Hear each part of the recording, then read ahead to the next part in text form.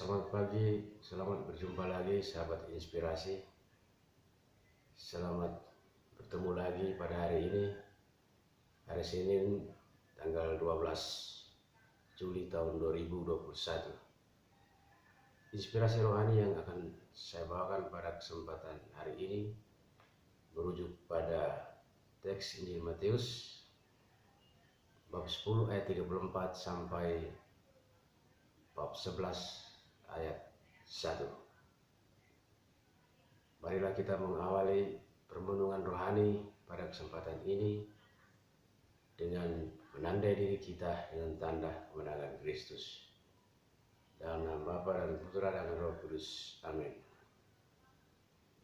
Tuhan beserta kita. Inilah Injil Yesus Kristus menurut Matius.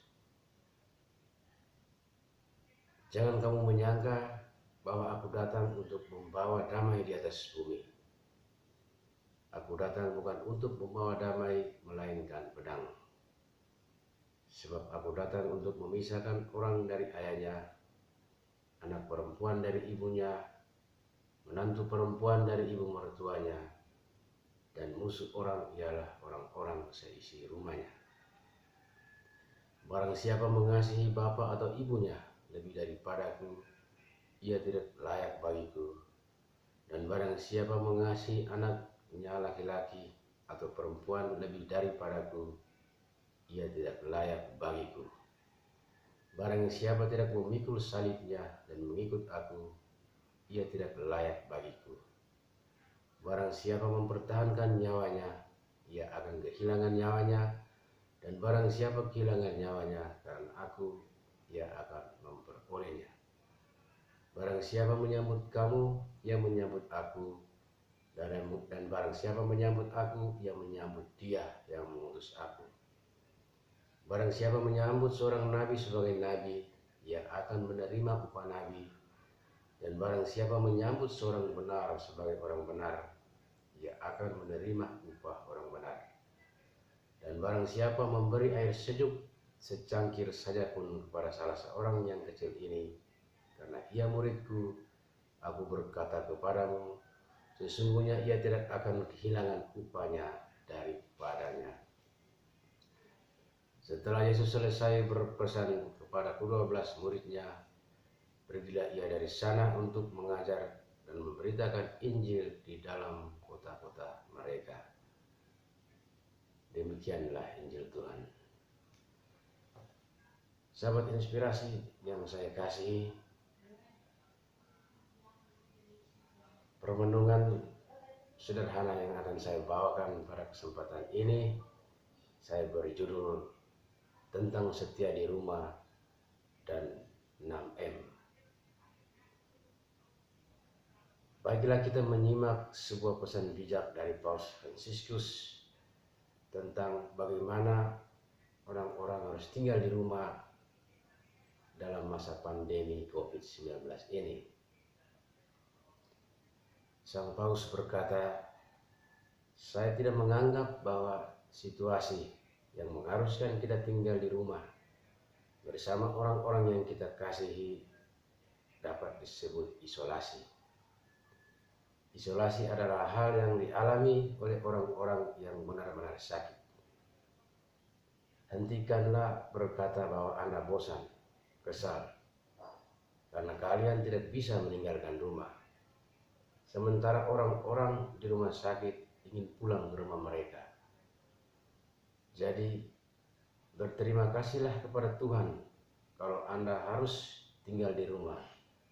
Karena setelah semua yang terjadi, dengan atau tanpa uang, dengan atau tanpa pekerjaan, Anda berada di tempat terbaik di mana Anda bisa berada, di rumah, dikelilingi oleh orang-orang yang mencintai Anda.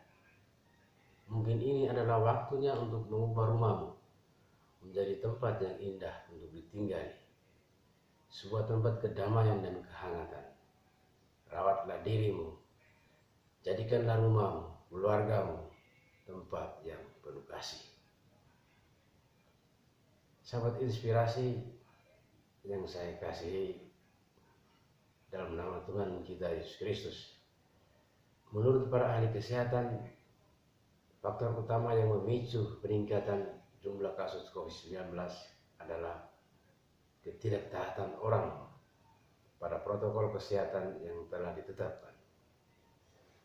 Protokol kesehatan yang dimaksud tersebut dikenal dengan 5M: memakai masker, mencuci tangan, menjaga jarak, menjauhi kerumunan, dan membatasi mobilitas atau pergerakan di luar rumah. Kalau semua orang taat dengan aturan tersebut, dapat dipastikan bahwa badai pandemi COVID-19 akan segera terminimalisir atau hilang dari negara dan wilayah kita. Namun, realitas yang terjadi adalah sebaliknya. Orang-orang menjalani kehidupannya tidak sesuai dengan aturan dan harapan dari semua pemangku kepentingan. Berbagai himbauan, baik lisan ataupun tulisan, memang didengar dan dibaca oleh manusia, tetapi masih jauh panggang dari api di tingkat implementasinya. Masih banyak orang yang melanggar, entah secara sadar atau tidak. Ada beberapa alasan mengapa protokol kesehatan ini menjadi hal yang sulit untuk dilaksanakan. Pertama, kita belum terbiasa dengan cara atau pola hidup yang baru. Kedua, mentalitas kita yang apatis dan lebih mementingkan ego pribadi atau kelompok. Ketiga, ciri budaya atau tradisi kita adalah keterbukaan, tidak eksklusif. Kita lebih senang, lebih suka berkumpul bersama-sama orang lain, tidak hanya dalam suatu urusan yang penting, bahkan dalam urusan yang remeh-temeh sekalipun. Tradisi berkumpul telah menjadi bagian yang sudah mendarah daging dan susah untuk dihilangkan. Keempat, kita gampang merasa bosan dan putus asa dengan problem hidup yang terus menderah, terutama dengan badai COVID-19 yang terus terjadi, dan kita tidak pernah tahu sampai kapan akan berakhir. Faktor-faktor ini yang menjadi batu sandungan mengapa badai COVID-19 seakan menjadi sahabat sejati yang tidak pernah diharapkan kehadirannya oleh manusia. Manusia boleh saja tidak menghendaki kehadirannya, namun perbuatan manusia sendiri secara tidak langsung membuka keran kehadirannya di tengah dunia. Dengan tidak menaati prokes yang sudah digariskan, kita terus menciptakan kondisi yang nyaman bagi COVID-19 yang tetap bersarang dalam kehidupan. Banyak yang sakit, banyak yang telah meninggal karena badai virus ini. Kita pun mungkin tidak luput dari terpan badai ini. Beruntung bahwa kita masih diberi kehidupan dan keselamatan. Tetapi banyak dari sesama, keluarga, sahabat, dan kenalan yang terpaksa harus pergi meninggalkan kita karena serangan virus ini. Seharusnya fakta menyedihkan, fakta memilukan ini menjadi refleksi yang kuat dalam perjalanan hidup bagi kita yang masih diberi kesempatan untuk hidup. Sahabat inspirasi yang terkasih, kata-kata dari Paus Fransiskus sungguh menggugah sekaligus menggugat nurani kita.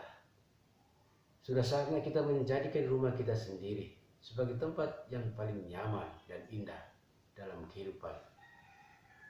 Dengan berada di rumah, kita tidak hanya memenuhi unsur prokes, unsur protokol kesehatan, dan memotong laju kembang COVID-19. Dengan setiap berada di rumah, kita pun akan menggali dan menemukan banyak nilai kehidupan yang terkandung di dalamnya.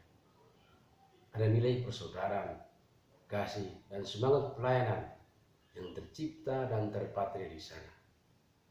Badai COVID-19 memberi ruang yang dalam dan luas bagi kita untuk semakin menguatkan kesehatan fisik, mental, sosial, dan spiritual jika kita tetap setia berada di rumah. Kita dilatih untuk mengurangi interaksi atau mobilitas di luar rumah yang rentan dengan tertularnya COVID-19. Kita dididik untuk bersikap sabar dan tidak mudah putus asa dalam menghadapi problem dan akibat lanjut yang ditimbulkan oleh badai COVID-19. Kita dilatih untuk mengembangkan semangat cinta, kasih, dan perhatian dalam komunitas sosial terkecil, yakni keluarga. Dan tidak lupa kita turut meningkatkan semangat iman, karena kita memiliki banyak waktu untuk membangun relasi personal dengannya. Kata-kata Yesus pada hari ini, barang siapa tidak memikul salibnya dan mengikut aku, ia tidak layak bagiku, menjadi kata-kata sakti agar kita perlu menambah satu unsur prokes lagi dalam 5M untuk memerangi badai COVID-19 di tengah dunia. Jadi dari 5M akan bertambah menjadi 6M. Huruf M ke-6 yang dimaksud adalah mendekatkan diri dengan Tuhan. Setiap berada di rumah semakin memacu kita untuk setia juga membangun relasi personal dengan Tuhan. Kita mendekatkan diri dengan Tuhan agar Ia dapat menunjukkan intervensinya, menghilangkan badai COVID-19, dan hidup kita pun menjadi aman dan selamat. Menaati prokes adalah bagian tak terpisahkan dari hidup iman kita kepada Tuhan. Kita perlu menyalipkan kebiasaan, kegemaran, kesukaan, kesenangan, dan kenikmatan dalam hidup demi semua garansi kehidupan yang dapat membawa kebaikan dan keselamatan bagi diri sendiri dan orang lain. Saya mengajak kita semua agar mari kita setia, kita tetap merasa at home, berada di rumah, dan tidak lupa menerapkan 6M dalam kehidupan kita. Amin. Tuhan memberkati.